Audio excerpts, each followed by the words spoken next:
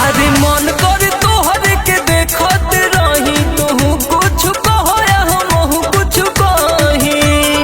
अच्छा हंसेलू जब ये गोरी लहगे की फूल खिले।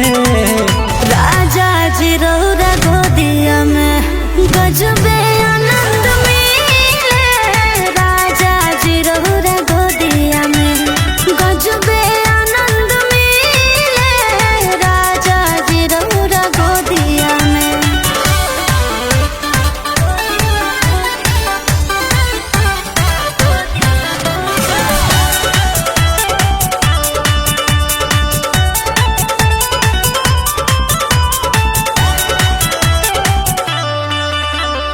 अंगना में चांद बन के उतरल बड़ुए गोरी। कहीं गो दिल रहे उहो कली हलू चोरी। अच्छा बोलेला बोलिया लुभावन बलम लगे बड़ी मन भावन बलम। अलगे सुकून पावे ने बतिया जब करीले। राजा जी रौरा गोदिया में गजबे आनंद मिले।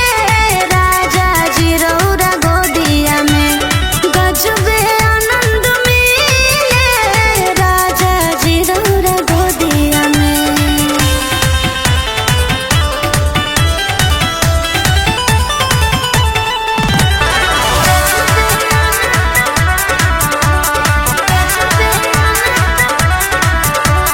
तहरा बिना अकेले अच्छा न लागेला हो।